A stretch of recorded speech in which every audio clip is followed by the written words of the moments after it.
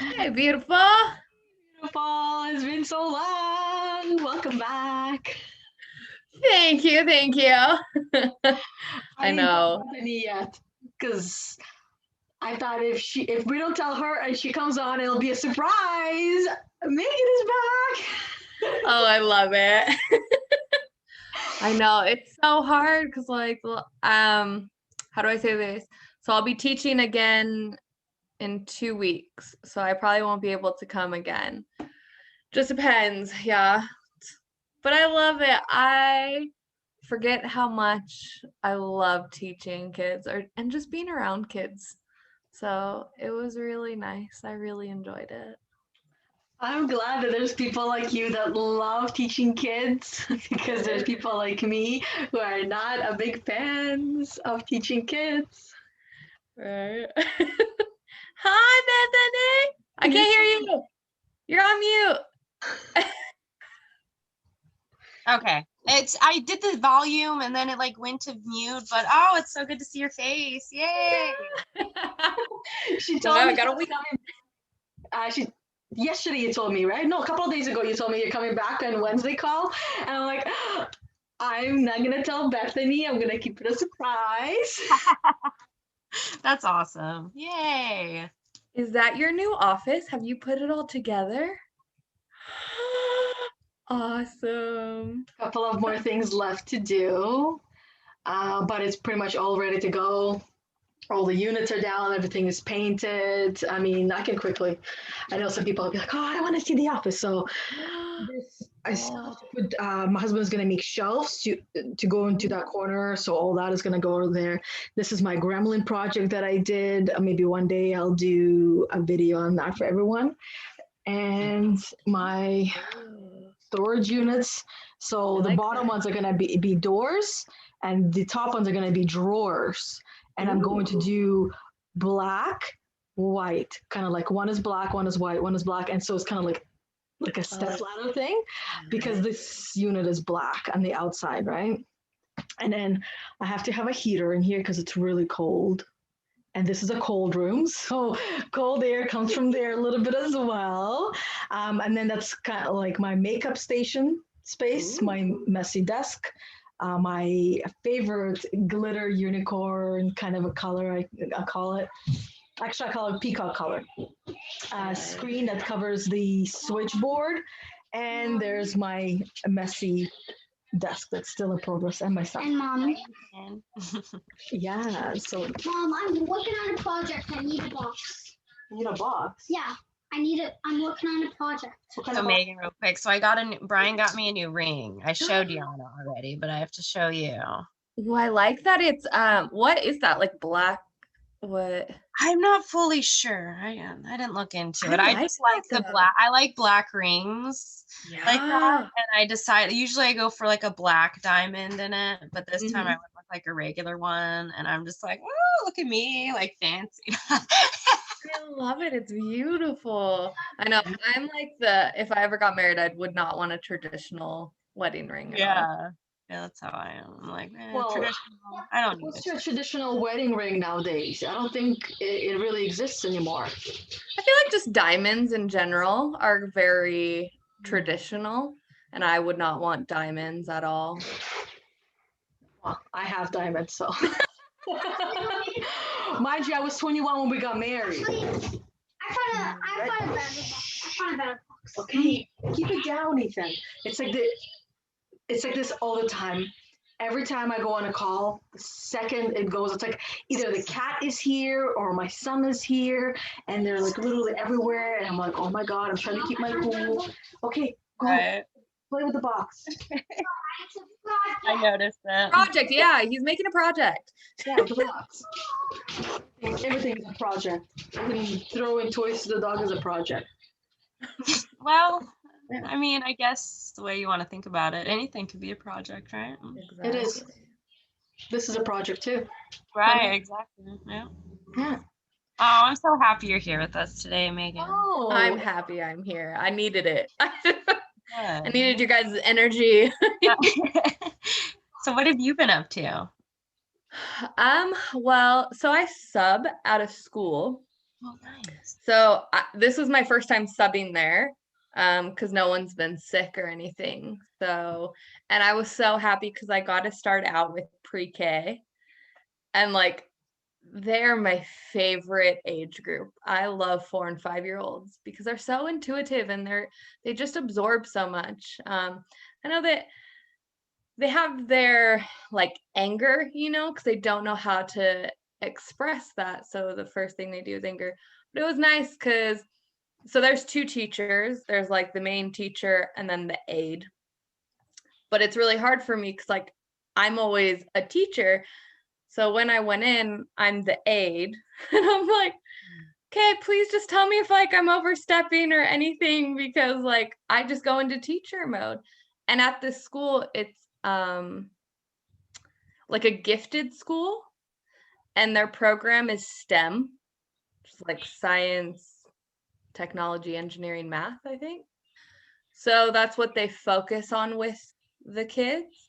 And a lot of it is letting them problem solve, like just stepping away and letting them figure things out.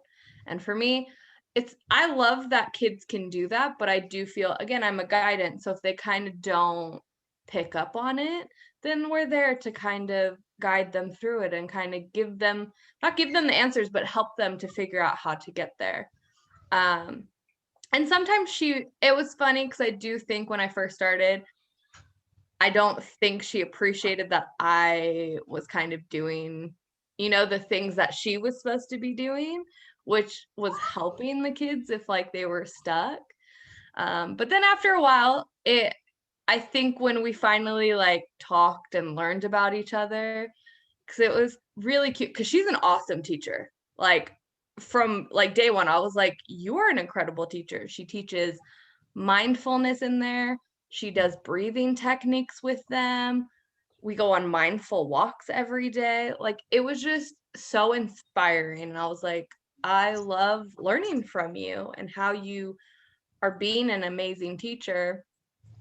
And it was really funny because like I think a few days in, she was like, so I'm not a compliment person. I don't give compliments. But then she just started giving me so many compliments. She's like, you're amazing. Like, and I was just like, oh, that like, thank you. It's amazing to hear that. So that has been my week, but now I'm over with that class. But they did ask me to come back in 2 weeks because that's when kids are starting school again. And one of the teachers refuses to come back until she's vaccinated. So then I would kind of be the fill-in main teacher. Like she would be on the screen. I'm not sure how it's going to really work. They said they'll call me in and we'll figure it out, but she'll still be like teaching, but I'm going to be the in-person main teacher and I'll have an aide. And I'm like, I mean, okay. So yeah. That's awesome. Oh, I'm glad you've been busy. Yeah, that's awesome. Oh yes, and on Fridays were my draining days because I had to work both my jobs. So I'd wake up at 6 a.m., leave the school at 2 because I'd have to leave a little early because I have to drive like super far to get to my other job, and then work there until 8. So we'll see how this goes. At least it's only one day of the week and it's not like every day, because sometimes when it's every day, it's like, I need a break. Like, Right. Yeah, it's fun to do things like that, like work a lot when we're young. Mm-hmm. I know I've done that, where I pulled 48 hours no sleeping. And there was a club, there was a job, 2 different jobs, because I was working at the bank and was working at McDonald's at that time, and I went to a club and I pulled 2 all-nighters. So that's where like 48 hours of no sleep, nothing, and I don't remember the rest of the week after that. Because I think it does something to our brain when it's like really, really fuzzy. And yeah, I've never done that again because that was more than enough. And I mean, waking up at 6:30 in the morning, going to one job and then going to another job, even when we're young, it's still a lot. Mm-hmm. Definitely. So what did you do that helped you to get through the day? For me, it's knowing that I'm doing two things that I love to do, which helps me. Because again, if I was doing jobs that I hated and in my head, I'm like, why am I doing this? I wouldn't be able to push myself. I'd probably just give up. And this is why I did it the way that I did it. Because I'm like, well, my passion is hotels. I love hotels. I know it's down season, so we don't have a lot of guests. But again, when I'm at the hotel, I'm getting paid and I get to do my podcast and, be creative and do all that because I have so much downtime. But on this, I'm like, but I love teaching. It's such also a very big passion of mine. So being able to also do that, I think that just helps me to keep going because again, I just love doing both of them. So, and again, like Bethany said, if it's just one day, I'm kind of like, okay, this is okay. Right. Yeah, if it's one day a week, it's okay. And especially when you get to do things that you love to do, that you're passionate about, that's like fire. Yes. Well, the other great thing the universe sent me was my coworker at the hotel recently sent me a text and to another girl and was like, I really need more hours. I really don't want to get a second job. If you guys want to give up hours, please let me know, which was amazing because last weekend in my head, all my thought was, I need a break. I need it. So it was nice. So in my head, I can help you out. I can give myself a break and I'm okay with that. So I think when I start doing the other job again in 2 weeks, if I have that where I don't think I can do a full day, then I'll probably just ask her to cover my shifts. Nice. That's cool. Yeah, you're giving her a little extra income too while you have a nice break. And you're listening to your body too. Like, your body's like, I need a break. So it's cool you have that outlet to be like, hey, you want this? Like, it's awesome. Agreed. Yeah. It makes all the difference. So that way you don't feel like you have to do all of these things. Even if you love doing something, when you are tired and exhausted and overwhelmed and there's a lot going on, is still a little bit of resentment can start to build around this one thing that you love to do that can affect the love that we have for it. And that goes for everyone, right? And that's why I wanted to bring that point up, because when we love doing something, we can become so obsessed over it. And if there's two things I would love to do,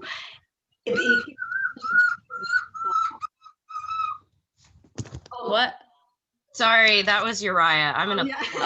I'm like, I figured that was Uriah going, hey, excited. No, what I'm saying is, like, when you have two different things that you love to do and they fall on the same day, like yours, right? And it can be challenging to say no to one because, like, I love it, I want to do it, I don't want to turn it down because I want to.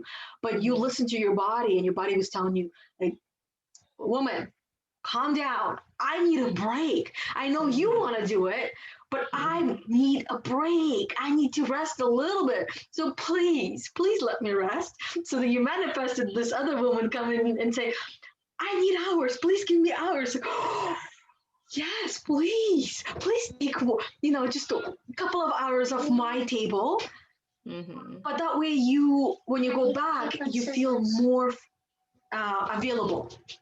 Yes, I agree because so this weekend was hard because the last 3 weeks I'm doing 2 jobs and I could kind of feel my body obviously start to get a little sick. And so for me in my head, I was thinking, okay, Friday, do I just work the whole day because I'm already in work mode and then take like Sunday off and give her Sunday because I have Monday off as well. But for me, and it was weird because for days I was struggling with, okay, what day do I do? What do I give her? What can I possibly, do? because Sundays at my work are usually when I record my podcast.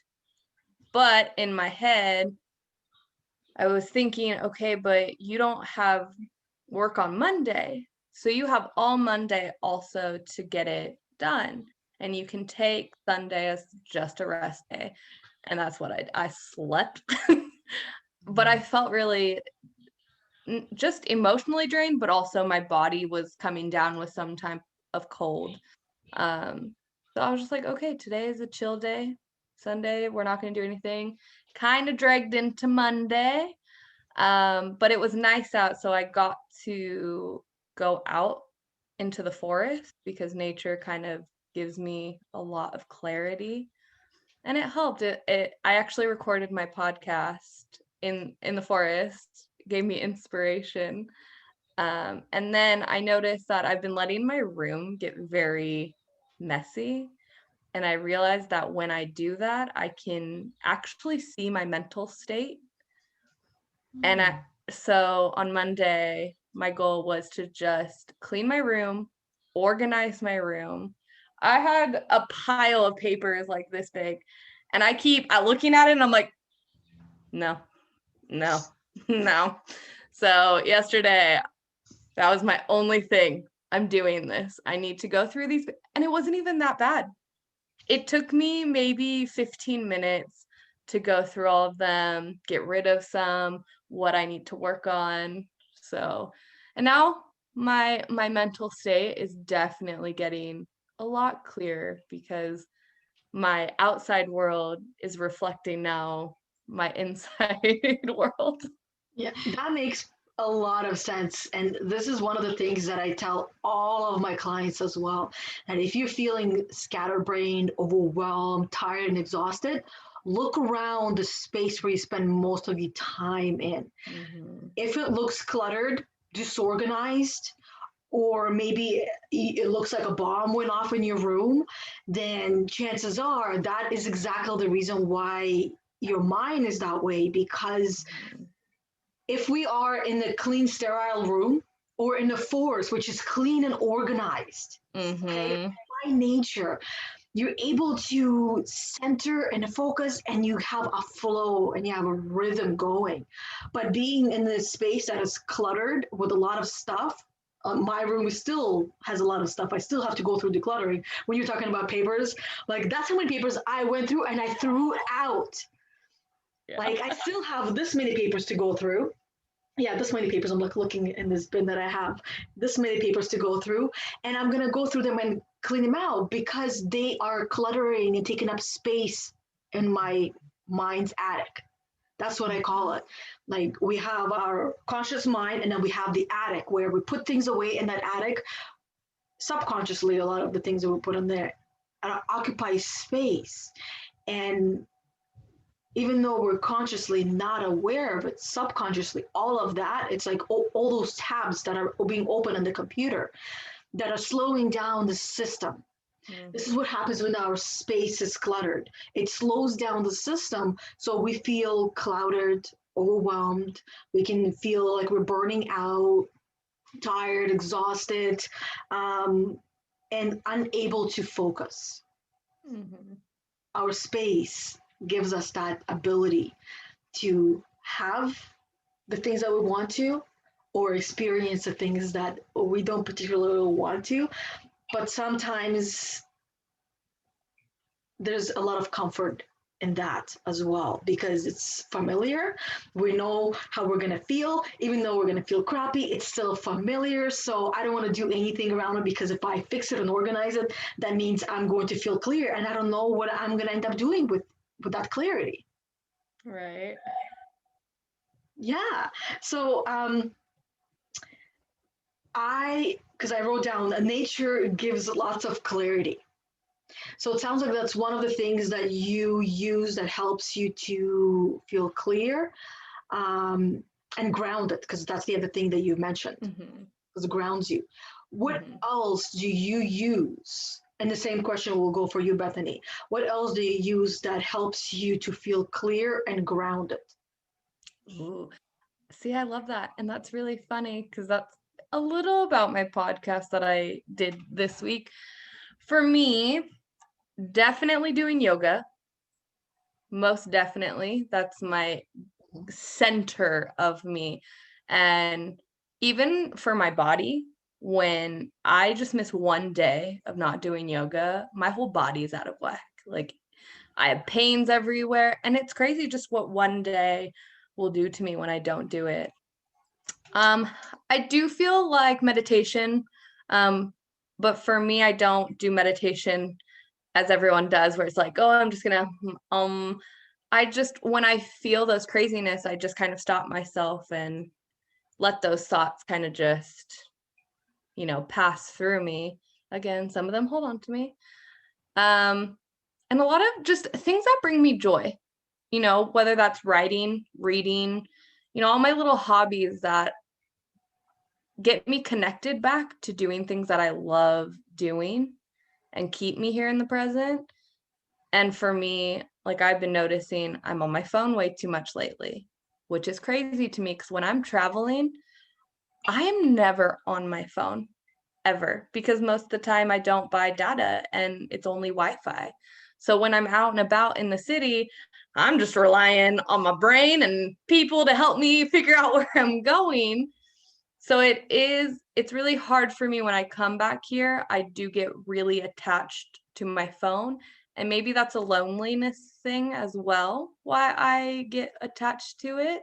And I'm trying really hard that when I get that thought of, Meagan, you've been on your phone way too much, then I go and do something that brings me joy, whether that's picking up my book, going and stretching, doing yoga, or walking.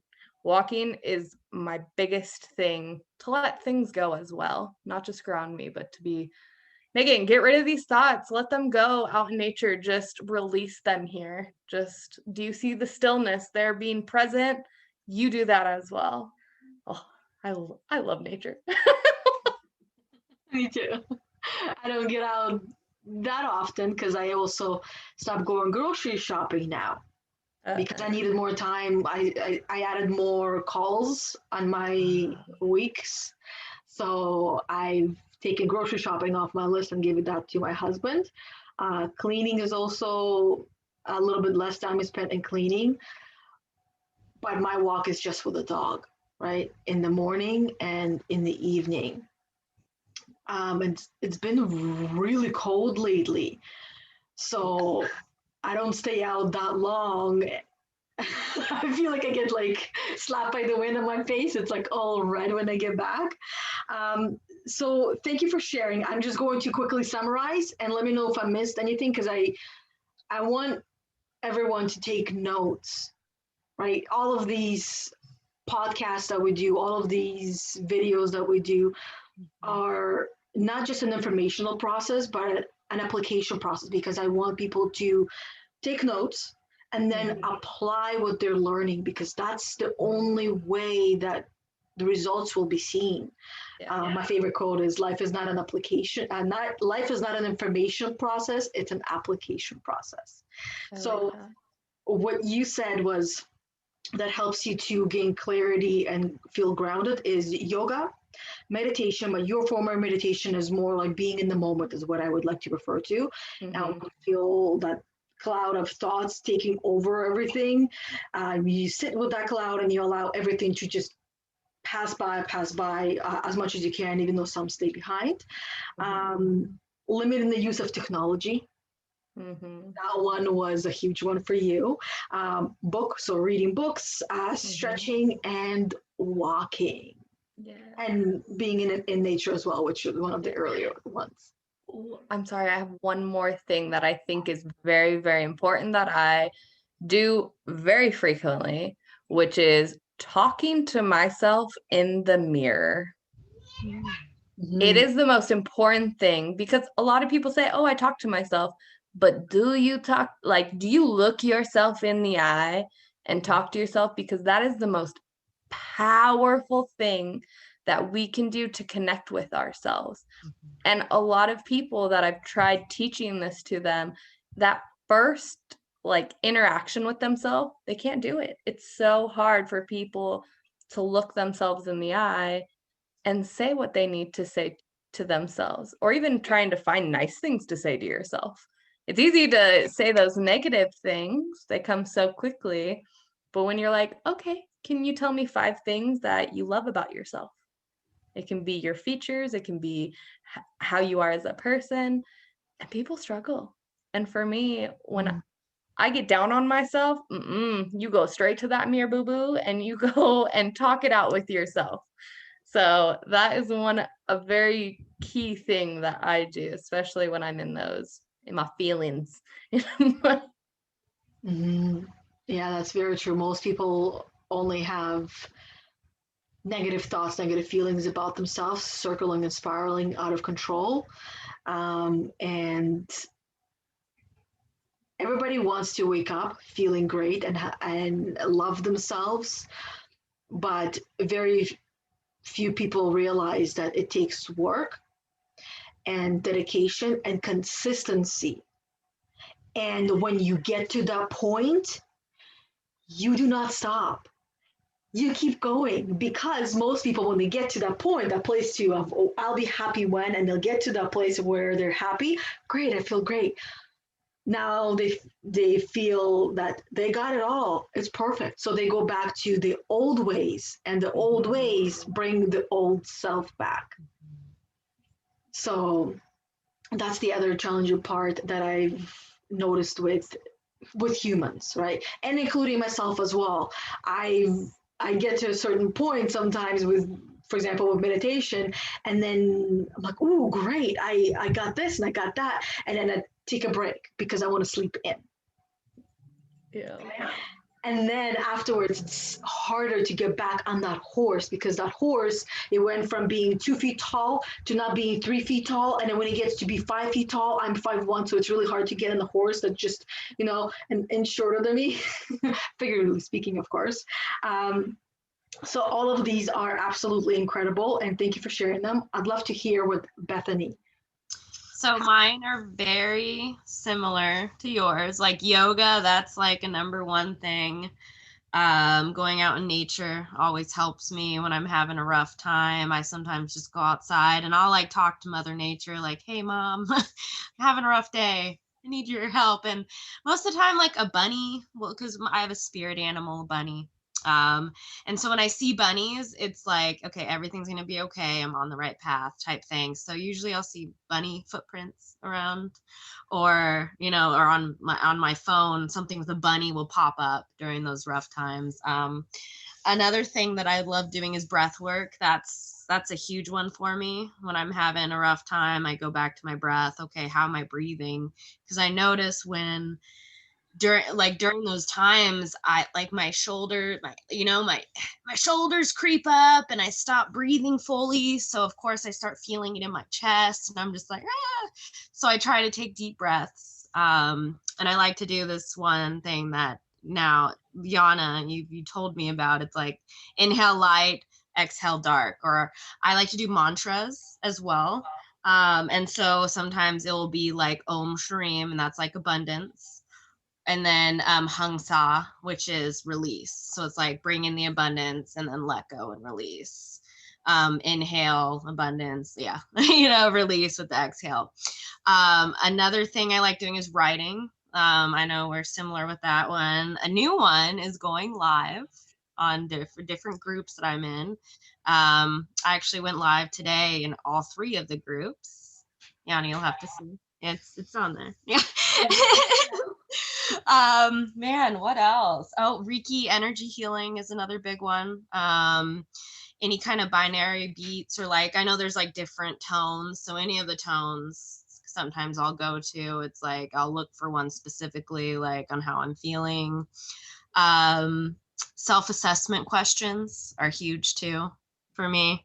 Like, is this expansive or is this limiting? Or even, like the whole, like, is it true? Okay. Is it absolutely true? That kind of questioning. Yeah. Cardio, like dancing. That is also a big one for me. And music therapy, when I'm having a rough time, sometimes I just put my earphones on and I turn on like a playlist that I have on my phone and I just go to town. Also spreading love and encouragement to others help me. And I know you said like you want to get off your phone, but for me, my phone is like where I do my writings, where I encourage people. So it's a little bit different. But so I'll go to my phone, but I have now set up times where I'm not on my phone. So I'm spending time with like my family actually. And then, you know, my phone is there for when I want to see my extended family. And then you guys, like, this is a big help for me, like doing our podcasts. And yeah, I think that's all that comes up for me. I'm trying to think. Yeah. Can I just say I love how similar we are on how we connect and everything, because I didn't even think about those. Those are definitely ones I do as well. That's awesome. Mm-hmm. It also shows me, I feel like that, you know, like, because I know, Yana, you do similar things. And like when you're in a good mindset, I feel like, or not a good mindset, I can't think of the word I'm looking for. But when you have similar things like this, and everyone, like, we all do it differently, but it's like you're on the right path. It's like a synchronicity thing, I guess. Yes. That's what I'm trying to get at. Yeah. Also, can I say, Bethany, I'm really proud of you for doing those lives. I've been watching a few of them, so Have you? Oh, good job. Thank you. It's fun now. I used to be scared, but now I'm just like, oh, whatever. Hey, like I just act however I want to act. I'm like, if I'm not, like Yana says, if I'm not your cup of tea, then there you go. Go drink your bitter coffee. Yeah. Thank you. I really appreciate that. Yeah, all of these are awesome, and I definitely agree. All the things that you guys have said, like I can't even. The only thing that I personally would add is I like to watch shows, documentary types of shows where I learn things. So when I am experiencing a lot of catabolic energy, which is draining, destructive kind of energy, and I'm feeling bad, I guess it's another way of how people would associate their feelings and emotions. I like to watch shows where I learn something that shifts my mind from myself, because this is where we feel bad. We feel bad because it has something to do with us, with ourselves, with the story that we're telling, something that's going on. And the other side is also being an empath, being a sensitive. We can feel the collective energy. So I know we haven't spoken to you, Meagan, since in the beginning of January, but at the beginning of January, I know everyone that I have talked to was feeling exhausted, overwhelmed, depressed, irritated, angry, and it's like, why? Like I've been taking good care of myself, everything is great, and I can't shake this feeling. And it's because things are going on the collective level. A lot of changes, a lot of things happening inside homes, and we human beings, whether we like to admit it or not, whether we're empaths or narcissists, we still feel that because it's energy and we are energy. So it affects us, and everyone was feeling that way. Right? So for me, I go on and I call it like a knowledge spree where I spend a lot of time just watching shows, watching videos, listening and learning, and I can't talk to anyone. I can't talk to anyone. Yes, I do have my scheduled calls, so for those that show up, but people can usually tell that because I'm a lot more quieter, right? But I'm still there. But I'm not 100% myself because I guess the word introvert comes to mind, because as an introvert, I need time to be by myself and heal and not communicate with anyone. So that's one of the things that I do. And for me, it's just like watching other things to occupy my mind and completely distract and take over whatever's going in my mind already. Like kind of like a cycling process where whatever's going on here, it's not helping me, it's not supporting me. I know there's something in there for me, but I'm going to distract it. And by me being distracted and not thinking too much and dwelling on what's going on in the inside, this war that I'm feeling, it allows me to gain those answers and hear what it is I'm supposed to hear. Yeah. And Yeah. you know, as you're talking, something else came up for me. I do affirmations and then personal development. Like, and that's kind of what I feel like what you're saying. You know, it's more like on the personal development, personal growth aspect. But yeah, that's a huge one. I agree. Yeah. I'm so glad you said that because I feel like I've been going crazy the last few weeks of like these emotions and everything. And for me, it was the same way. I thought I was fine. I thought, you know, hey, I'm getting over everything. Everything's fine. I've been doing yoga every single day. But a part of me, I just have this overwhelming feeling and depression and all of this. And I'm really good at getting myself out of those things, but they've kind of overtaken me. And so I'm really glad you said that I'm not the only one because I'm glad it is everyone. So it makes me feel better.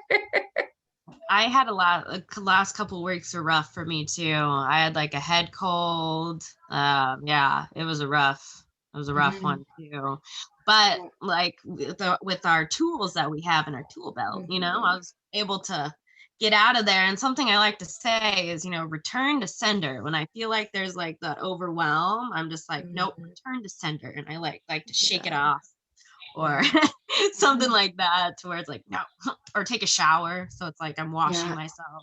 I love doing that with the shower, with water, just like, hey, I'm cleansing it all away, man. Goodbye. Yes. Now I just remember another thing that I do. I like to talk to my water and I like to talk to my tea.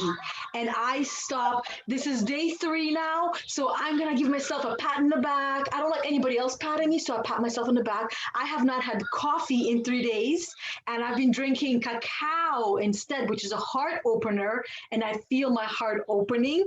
And yeah, so that's another thing to do.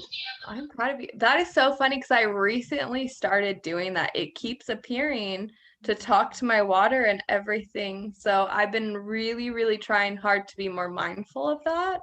And every time I feel it, I talk to it. Every time I have it in my water bottle, I'm talking to it. And when it goes in, I'm like, all right, we're taking it in. Yeah. See, the other thing I also do, it's like there's certain, for example, like in a plastic bottle, I don't like water in a plastic bottle. There's something about it that I feel like I can't even talk to it. I can't even whisper into the water. So I don't like to use that. So I put it in glass and glass cups and a glass bottle. And even in these cups, right, in the regular cups that I have at home. This one I made myself. It's already like peeling. This is, I think, over a year old, and I use it pretty much all the time. I colored it, I painted, I wrote quotes on it. Those of you that are listening to our podcast, you'll have to hop onto my YouTube channel and check out the video to see what mug I'm pointing to. But I mean, it's really nice. Okay, Ethan, thank you. I actually finally ordered a mug with my logo on it. So like, hey. But the point I'm trying to say is that whatever we put our food into and what we eat from and what we drink from, there is energy in there. And with plastic, there are certain plastics that I do feel okay with, but certain ones I don't. And it's more intuitive. I don't really know how to explain it, but I feel like some of them are releasing stuff into the water and I don't want to use them. So I put them in the recycling bin because I don't want my kids using them either. So it's like, if I'm not going to use it, why would I give that to my children? If I'm not going to eat it, why would I force my children to eat it? That's true. Right? Yeah. I when you said that about the water, I was like, yes. Oh my gosh. Yeah. And I've been doing that with my food lately too, because I gotta say, Meagan, you inspired me. So with our last one that you're on, we talked about meat and like vegan stuff.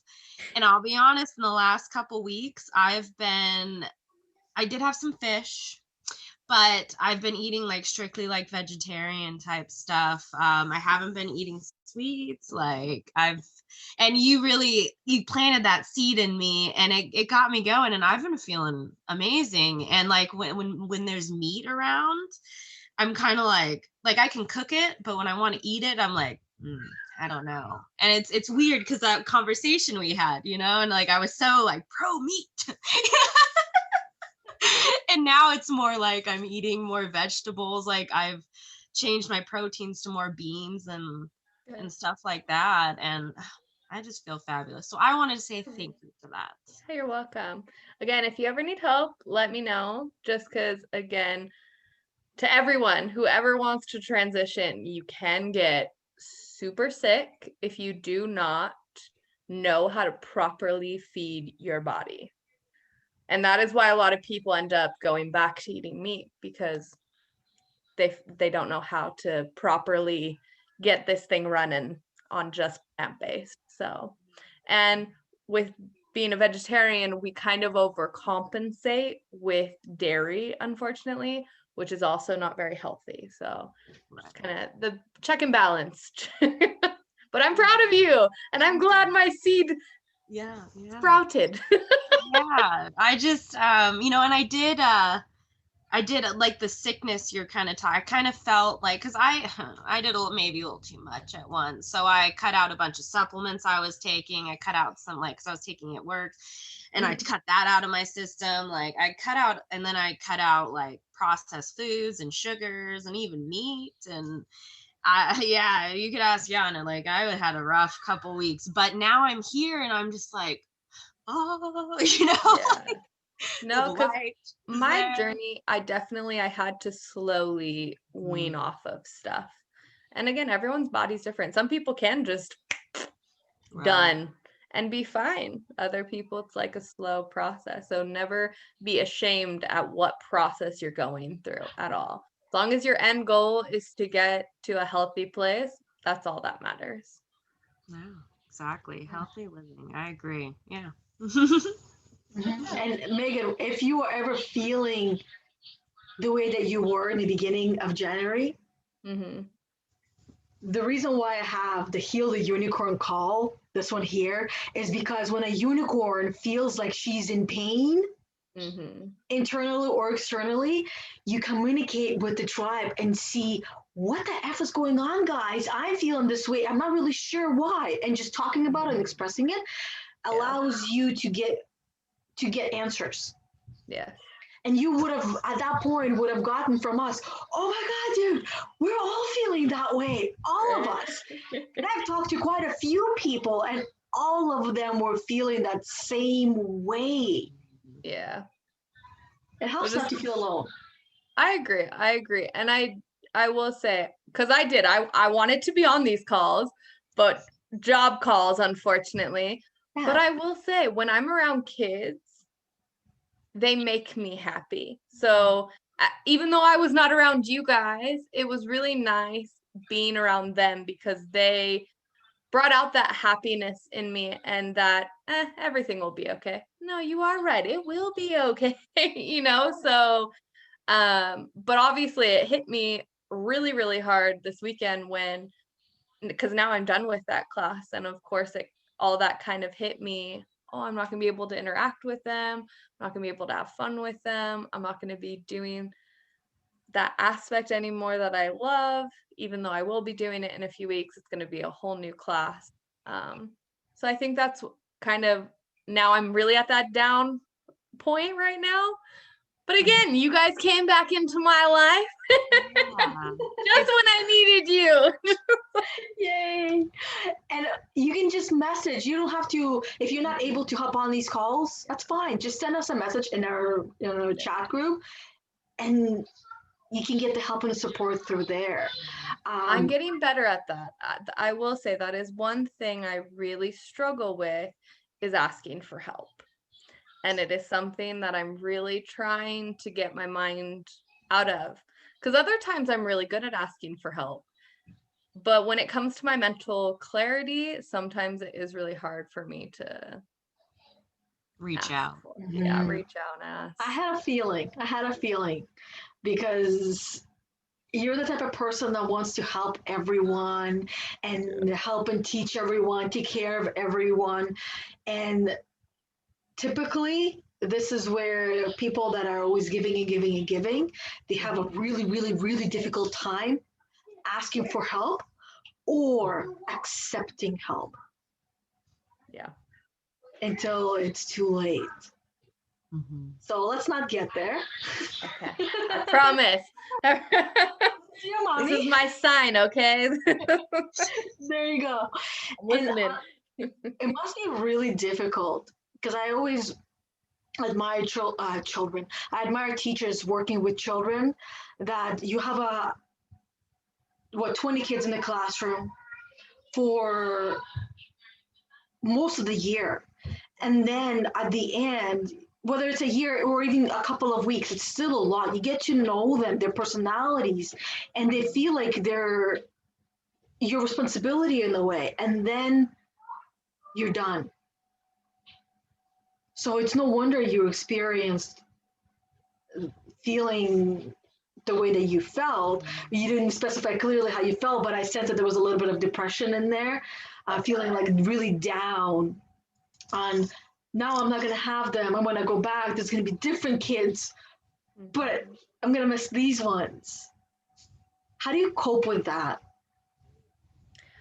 I think knowing that even when I have these little interactions with these kids, I personally am, I don't want to make this seem like very egotistical, but I know that I impact them a lot because of me as a teacher and where I've been with my kids and the way that they've always come to me and said how much of an impact I have on them.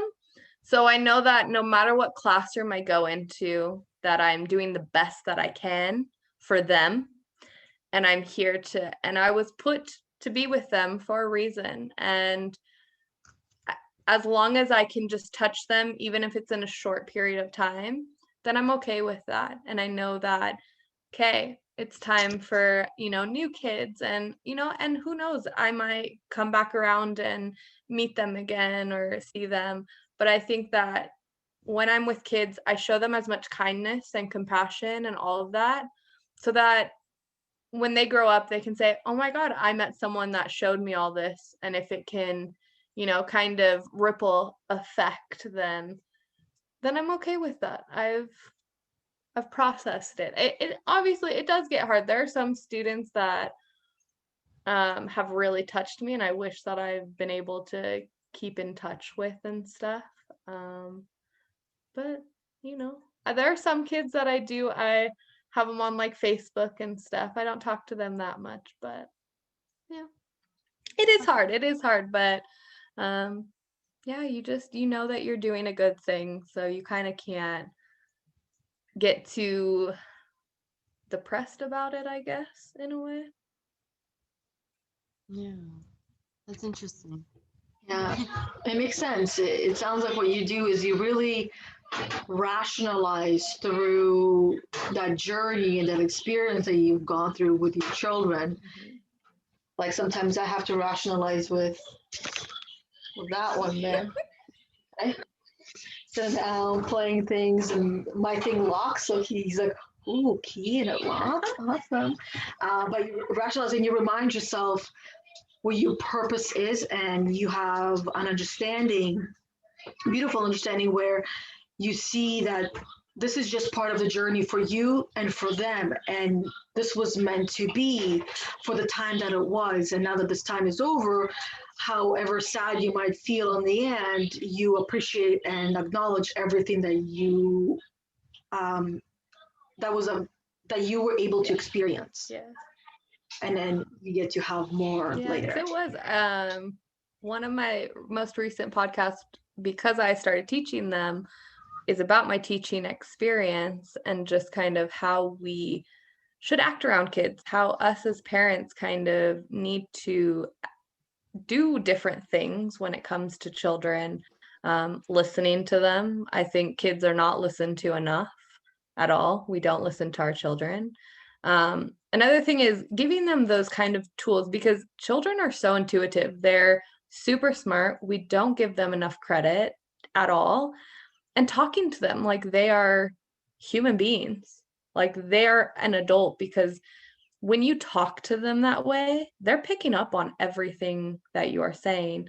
When you're dumbing things down for them, when you think they can't handle something, well, yeah, then you just chose that they're not able to handle something, that they're not able to do something, and you're stopping them from growing. But if you give them those tools to learn how to change and how to do things differently, then you're teaching them very amazing skills. Even these 4 and 5-year-olds, a lot of them have a little bit of anger issues, but again, it's because they don't know how to properly express themselves. They don't know how to communicate what they're feeling inside. And for me, when I was there, it was just teaching them that, hey, if someone is doing something that makes you upset, which is setting boundaries, right? Is going to them, specifically saying that person's name and saying, hey, you're making me upset right now. Can you please stop doing this, right? So, and then they would play nicely together, because a lot of times they're just, and get so angry, and calm down. It's okay. Let's go and talk to them. Because when you're screaming, guess what? They're not listening to you. And that's anyone at any age. And not just screaming, anger as well, because when we get angry, our energy level, it goes up, and the child feels that, and it affects their being, their existence. Not really much goes in. Yeah. I like how you brought that topic up. I really love that. And the reason for that is because I, as a child, was yelled at a lot. So I don't remember very much of my childhood, because for me, it's darkness, because I would shut down like this and black out. So then, and I've recognized and I've learned, how do I put it? So when I started dating, I dated a couple of guys, right, prior to my husband. And one of them, he would get angry and he would yell. And I would stand just like a log, and I would stand there and not respond. And he would try to get a response out of me, and I could not respond because there's nothing going on in there. It's fight or flight or freeze, and I was frozen. There's nothing. I couldn't even think of a response. Completely just glazed eyes, and I wanted to disappear. And it took me quite a few years to recognize that this is from childhood. And of course, none of it was done intentionally. And I also understand that, again, as a child, I was a wild child, and my parents just wanted to keep me safe and control me. Ethan, sweetie, making a lot of noise. And I understand that, because I, with my children, sometimes find myself wanting to control. It's like, touching my pencils, stop touching my magnets, stop doing this, stop doing that. You know what I mean? It still comes down to controlling my environment. You're in my environment. So it took me quite some. I don't have pencils here. I have an erasable pen. You can erase it. Yeah, I like erasable pens instead of pencils. So it took me a while to, first of all, uncover why I was feeling that way. And it was because if a parent tells a child of their expectations and a child doesn't follow through with those expectations, a parent gets upset and gets angry and gets punished. The child gets punished. And the child never really wins. So for me, what's the point of me speaking up? Because they're not going to listen to me. I'm not going to win. And it's just going to get worse and worse and worse, because if a child tries to speak up and it's enough for themselves, a parent typically would try to dominate and suppress that child without realizing that that's what's happening, right? Because they're just trying to help the child and help to mold them to become a perfect human being, which I completely understand. But at the same time, the part that I don't understand is, why do we feel the need to do that to a young child? Mhm. And at the same time, I understand it because this is something that's been passed down generation after generation. This is something that already is in our blood, so to speak. Mhm. But what I'm seeing now is the massive changes that women are making around the world, and men as well, fathers and mothers, and how they want to raise their children, what kind of children they want to raise. And they're starting to recognize that being the boss, being dominant, and controlling every aspect of a child's life is not helpful. So they're learning to trust their children, to start maybe with make yourself tea, make yourself food, do things for yourself. Here's scissors, here's a box, go cut the box, type of thing, right? That's the biggest thing, is giving them choices, and it doesn't have to be big choices. It's like, hey, do you want a PB&J or you want mac and cheese? You choose, because it's getting them to critically think. I'm not saying give them a million choices, just give them a few, and for me, when I was teaching, I hate yelling at kids. I don't like raising my voice. I don't find it comfortable. So for me, I had to sit with them and I'm like, what can I do to make you guys listen to me and get your attention so that I'm not yelling at you or that you're angry at me? Because I don't like making you angry. I don't like when I get those eyes, Yeah. it makes me very uncomfortable. And one of them, he did it so much. And for me, it was just talking to him like, hey, can I remind you? Because I know and I think that we forget that we're all humans. And as adults, how long does it take you to remember something? How long does it take you to change your behavior? It's repetition and it's consistency. So with him, I would just like, hey, can I give you a reminder right now? And he'd be like, oh, yes, you can. Okay, cool. You're not angry at me. I'm not yelling at you. I'm just reminding you, because we forget. It happens. So that is a big thing, giving choices, listening to our kids, and coming down to their level, or even having them come up to our level and stop, like you said, controlling them. Because Yeah. guess what? When you control them, then they're going to want to control. And then when they're trying to control you, you're sitting there like, oh, but why are you trying to control me? I'm the parent. But you just taught them that they have to control. Yeah. Like that's how they're going to get what they want, is if they control other people. Yeah. And they that's not also okay. learn manipulation techniques Mhm. from us. Mhm. And what I refer to manipulation techniques is anything that creates guilt, shame, or embarrassment. And I, as a coach, hear it all the time, and it's so subtle that it's difficult to pick up on it unless you have a trained ear for that. And I hear it all the time in every conversation, pretty much, of how people try to help somebody and teach somebody something, whether it's a child or their friend or their family member. And the words, the sentences, the phrases that are used create feelings of guilt, shame, and embarrassment in people. And that is also that's something that has been passed down generations because it's been so subtle. And this is in a lot of teachings that we hear as well. But it affects that individual. And as children, it affects them as well, because the messages that we hear ourselves as adults now, this is something that has been programmed into us throughout our life, especially in the first 7 years of our life, where we were told who we are. For me, I've thought of myself as stupid my whole entire life.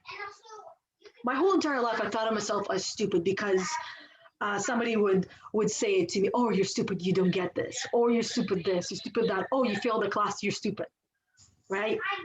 So that kind of way of thinking of myself did not help me. And it was very challenging for me to go through school, to go through college, to go through jobs as well. And it came down to me always trying to prove myself to everyone else, where that's not what life is about. Life is about living it for yourself. So the only person that I have to prove that to is myself. But because this is something that is so deeply, deeply, deeply ingrained into each and every human, unless they've worked through it, it's difficult to overcome. It takes work and it takes effort, but it's not impossible. I agree. Yeah, Yeah. completely. I mean, when you brought up the anger thing, like coming from childhood, that's something I dealt with. And then I realized with my, because you say 4-year-old, 5-year-old Megan, I have a 4-year-old, so I know how that is, and there's sometimes I've exploded and then I feel that guilt, like, oh my gosh, I can't believe I did that. Like, I didn't like that as a kid. I can only imagine how he's feeling. And sometimes he comes up to me because we try breath work when he's having those moments of like, okay, hey, take some deep breaths, please. And he actually comes up to me now when I start to get, he can tell my energy levels are changing and he'll be like, Mom, take some deep breaths. And at first I'd be like, who are you to tell me to take breaths? Like, what? But then I was like, wow, that's actually really good because he's showing me what I've taught him. Mm-hmm. And he's just like, hey, Mom, this helps. Like, you try it. And when I do it, it's like, whew, okay, all right. But yeah, it took me a minute to get there. And it's like retraining your mindset that you that was implanted and starting this new generation of like, okay, this is how we do things now instead of the old way of anger and yelling. And that's something I'm continuing to work on because I have my moments where I slip and then I'm just like, oh, and I just have to be like, hey, it's okay. Let's just use this for next time.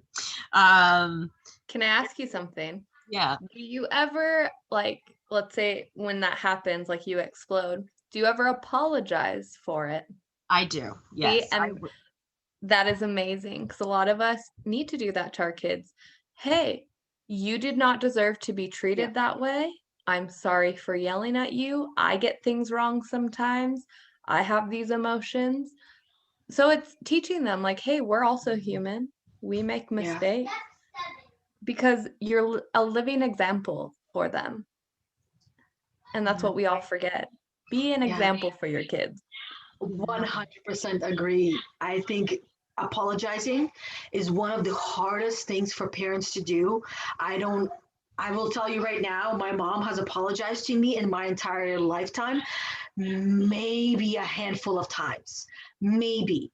And she taught me how to apologize. And after a certain age, I'm like, wait a minute, you're not walking the talk. So why should I have to? So at a certain point in my life, it became really difficult for me to apologize. But with my kids, I do apologize. And my daughter has also come to me and she told me, Mommy, take a deep breath. You need to calm down right now. Okay. I'm like, thank you, Mila. I appreciate it. That means that they're listening and they're paying attention. My daughter tells me all the time she wants to be just like me when she grows up. She wants to do what I do for a living, for a job, right? So of course she has a different understanding of what I do, right? They don't see the side where, because I don't really show that to them, where I feel overwhelmed and tired. The way I show it to them is, okay, Mommy has had a lot on her plate. She needs to rest. I needs to be alone for a little bit, and it's okay, right? And when they feel a certain way, they're able to come and talk to me. So that way I understand. It's like, okay, I get it. You need your time. Apologizing, 100% agree, Megan. It's so important because it teaches our children that we own ourselves. We have learned from what we've done, and that admitting that we made a mistake. I made a mistake getting angry at you.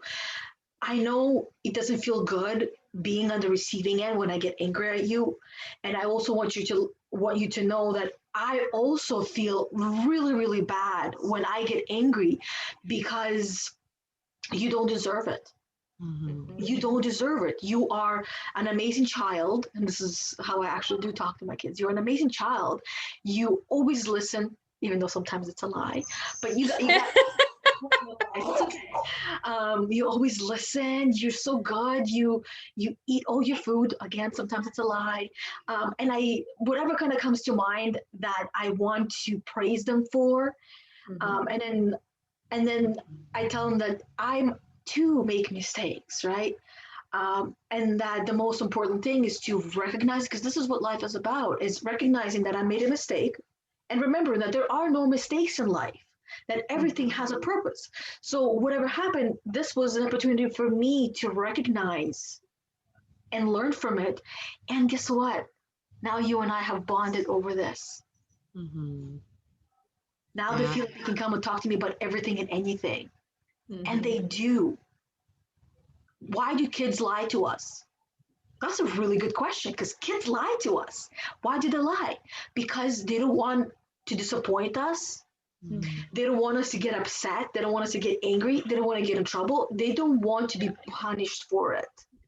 So we haven't created a safe space for them to be able to tell us. And that's the biggest thing. Why do my clients, all of my clients that I work with, they always feel comfortable talking to me about everything and anything? Is because I provide a very safe, sacred space for them where they can do that. I do that with my children as well. But me and my children would have a relationship where, like a past relationship where I didn't have that because I didn't know of that. So now that I do, it's my job to help them to fully trust me again, and not the other way around. Right? So it's a parent's job to be there for their kids and create a safe space for them where they can come and tell us everything and anything. Because I didn't have that as a child. My mom wanted me to come and talk to her all the time. She made it clear. But if I did, I didn't feel safe. So there's a lot of things that I never talked to my parents about, and I never talked to anyone about, and I kept to myself. But if we are given that opportunity to actually talk and express, that is how we heal and let go. And we're able to move on to the next thing. Yeah, exactly. Yeah, I've actually had Uriah. I think Meagan, I've told you his name. That's my son. He's actually came up to me and been like, you need to say you're sorry, like when I've upset him. And I've had that, like, where I'm like, what do you mean? I need to say I'm sorry. But I love it when he does that, because then I'm like, okay, it helps me like assess, okay, what did I do something to upset him? What happened? What were you just doing? And then I do, like, apologize. But there's some times where he's been like, you need to apologize, when it's something I like really don't need to apologize. Like, I can't, nothing's coming strictly to mind, but there's certain things, as a kid, you don't want them to do. And I think one thing was with a certain toy or something, he kept throwing it at the windows. And I was just like, I know you're trying to play with it, but like, please, let's do it over here. And it upset him. And he's like, you need to apologize. And I'm like, well, I mean, like, I'm sorry I upset you, but this is just for your own safety, like, to keep you safe. And I try to explain that. I feel like it's not an apology when it's followed with a but. Do you? I don't know. At the same time, I think I disagree with that, because the but, it helps you explain things. I guess in my point of view, like, I'm like, okay, like, I'm sorry I upset you, but like that was a reason to. Yeah, like, I have a reason to. Yeah, like explaining the reason why, I guess, so they understand it better. That's why I find myself explaining it without using the word but. And the reason for that is because when somebody apologizes to me and I say but, everything they said prior to but loses its meaning to me. It loses its meaning because the but is there. Even in movies, if we pay attention, people are waiting, but because they're not listening, because they're like, a but is coming. So that's why when I apologize to my kids, I don't use the word but. I just ask them, why do you think I did that? Right? Making them think, because if I tell them why, then I don't think that they're smart enough to figure out the reason why on their own. And even a 4-year-old, oh my God, he might surprise you just how smart he is. And he will tell you why he thinks you did that. Yeah, that's a good point. I agree with that one. Yeah. Might have to give it a try to see how it changed the situation. Yeah. And then even asking them like, what do you think you could have done differently so that I didn't say that to you and make you upset? Yeah. Oh, well, I could have been playing over here. Oh, so you do know what you should be doing. Exactly. Yeah, it gets their wheels turning. Yeah, that makes more sense. Because again, sometimes they honestly forget that they have a lot going on in their mind. We don't think that they do, but they do. Yeah. Oh yeah, they do. And the other thing with like what Meagan, what you said, what else could you have done differently that would not have made me upset? I hear that as you're responsible for the way that I feel. So this is where it can also be challenging to say certain things to kids, because then they feel guilty for making you upset, because they feel responsible for making you upset, like it's their fault. But it's not their fault, because they're not in charge of our feelings. We are. Even though somebody does something and it's outside of us and it makes us feel a certain way because they pushed a button that they're not aware of. So this is where it becomes even more challenging to communicate with kids without making them feel guilty or shame or feel or blaming them. So yeah, here I am challenging. No, I like it. Hey, I love we it. all have to kind of figure out the best way, because none of us have been taught how. And again, we think of kids as just kids. We don't think anything else, like, oh, I must control them, I must do this, and we're following our examples. So trying to redesign how we speak to our kids, how we're going to raise the next generation, it's a challenge, and we all have to do it together and be like, hey, maybe we shouldn't say that much, maybe, because they're, like you said, they're going to interpret it exactly that way and feel guilty, and we don't want to make them feel that way, because we know how it felt as our child self when all these adults did it to us. And I never want to make any of those kids feel the way that I felt growing up, because I did not feel listened to, I did not feel appreciated, I did not feel many, many things, and I don't want them to feel that way at all. Yeah. Same thing. And even as adults, we still feel that way in regular conversation. Even with clients, sometimes they'll say things and it might make me feel a certain way because of how they've said it, and it felt very personal, right? But I know at the end of the day, because I've gone through my healing, I've went through a lot of education as well to understand now on a cellular level that it has nothing to do with me, that whatever they're saying, it's not about me. It's something that is inside of them, and I pushed a button that I did not create, and I know exactly who actually created the button in them, because they've expressed that to me. So without me blaming them and saying, you made me feel a certain way, I help them to explore, where did this outburst come from? Because I didn't do anything. I never judge. I never point fingers. I don't do any of that. So where did this outburst come from? I'd love to hear. And when they start going through, it's like, oh my God, my mom.